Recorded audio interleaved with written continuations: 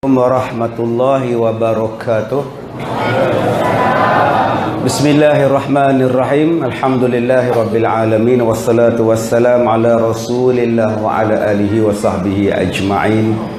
Alhamdulillah. Terima kasih saudara pengacara majlis, ya, penuh dengan pantun memantun.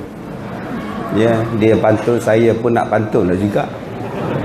Kalau ku tahu pria itu pahit, takkan ku masak dengan kelapa. Kalau ku tahu cinta itu pahit, takkan ku mengorak dari semula. Terima kasih pada Datuk Megat Zulkarnain Tan Sri Omardin, yang saya hormati Timbalan Pengurusi Surau Cik Nazri, Cik Rohizam, Hajah Kalsum, seluruh ahli-ahli jawatan kuasa Surau Muslimah, Surau Helwat, Persatuan Penduduk, SRS, KRT, seterusnya, tuan-tuan dan puan-puan, mudah-mudahan dirahmati oleh Allah Subhanahu wa taala.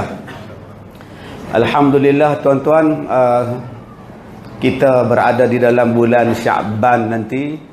Tak lama lagi kita akan sampai pada bulan Ramadan. Sekarang kita dah masuk Sya'ban, dah pertengahan Sya'ban. Dah tak berapa hari lagi dah datang Ramadan.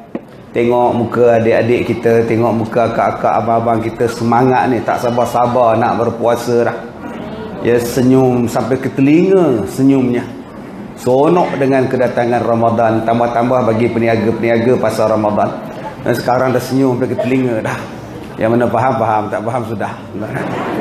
Tuan-tuan yang dirahmati Allah, bila sebut tentang ibadat, kehidupan kita sehari-harian, sudah pasti yang kita nak ikut contoh ialah Nabi Muhammad sallallahu alaihi wasallam.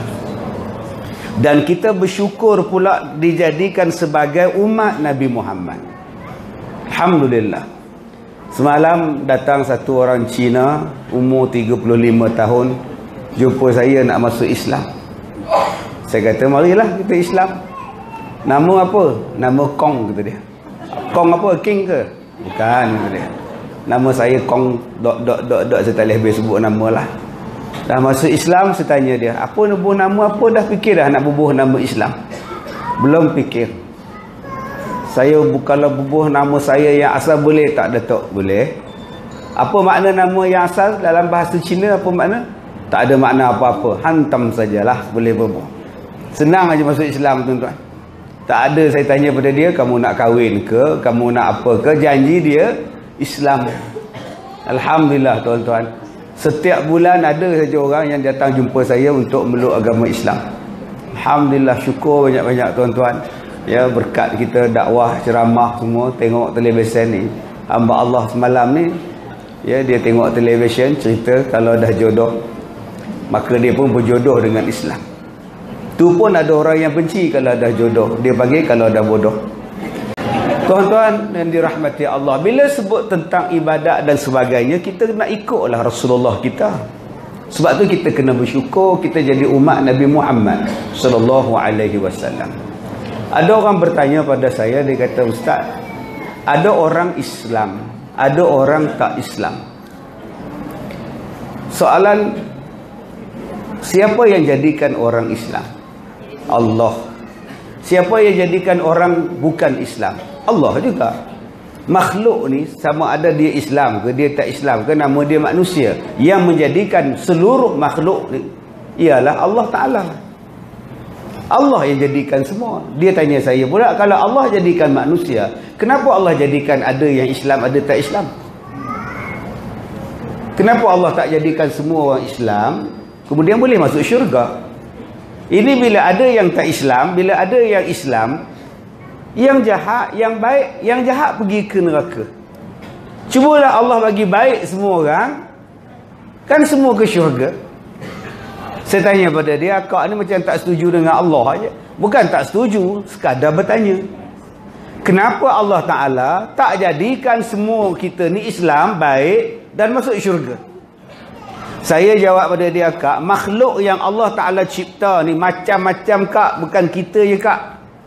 Yang Allah Ta'ala ciptakan ada yang dipanggil alam nabat, alam tumbuh-tumbuhan. Tu makhluk pokok. Pokok-pokok tu makhluk. tak pernah bantah Allah. Sentiasa baik ia pokok tu. Dia tak pernah bantah. Tuan-tuan tanam pokok durian, insya-Allah yang jatuhnya nanti buah durian. Tak akan jatuh nangka.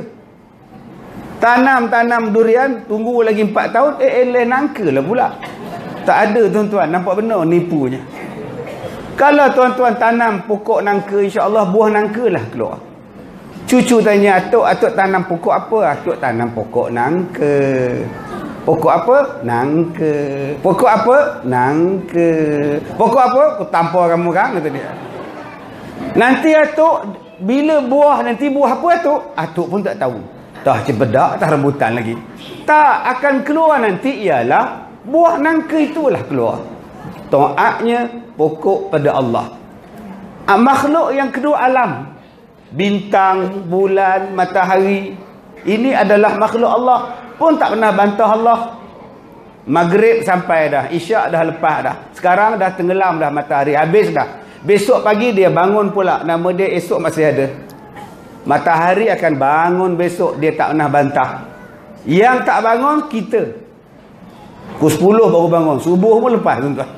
Matahari tetap akan bangun besok. Sebab dia taat kepada Allah.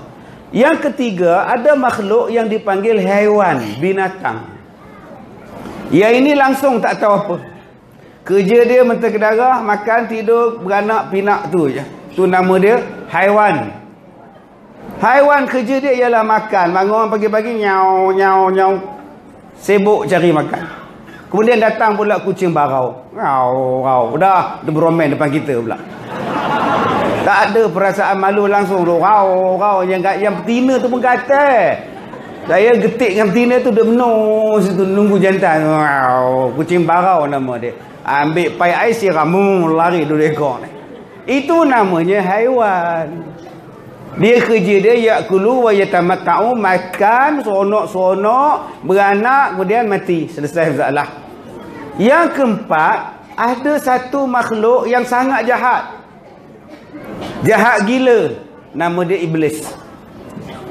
24 jam jahat. Tak pernah baik iblis. Syaitan ni tak pernah baik. Jahat manjang-manjang.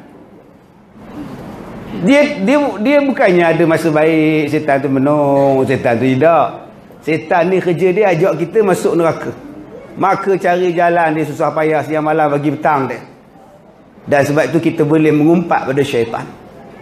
Ada orang telefon saya, ustaz, saya ada mengumpat syaitan. Habis tu nak tanya dia, ustaz, macam mana cara nak minta maaf kat syaitan, ustaz? Astaghfirullahalazim, kau biar benar kau. Takkan kita cakap syaitan minta maaf, tadi aku umpat engkau. Tak payah. Memang layak diumpat. Nama dia syaitan. Sebab tu kita sebut a'udzubillah minasyaitonir rajim. Yang kelima, ada makhluk yang sangat baik. Langsung tak pernah bantah Allah. Nama dia malaikat. Nahnu nusabbihu bihamdika wa nuqaddisu lak. Kerjanya sentiasa ibadat pada Allah. Kalau dia rukuk sampai dia habis kiamat. Kalau dia sujud tak bangun-bangun. Kalau dia tawaf, kerja dia tawaf saja. Kalau dia duduk dalam kubur, kerja dia soal orang mati saja. Dia tak ada komplain. Nama dia malaikat. Walaupun duduk dalam tanah, dia tak komplain. Jemung dalam tanah gelap. Nama dia Munkar Nakir. Tak pernah Munkar Nakir itu minta pada Allah, tukarlah kerja lain. Udah letih benar rasanya duduk dalam kubur gelap macam. Hantarlah ke dunia pula batu kip ke apa ke, kata dia. Tidak tuan-tuan, dia akan duduk dalam kubur je. Dia tak pernah bantah. Nama dia apa? Munkar Nakir, malaikat. Tak nak bantah dia.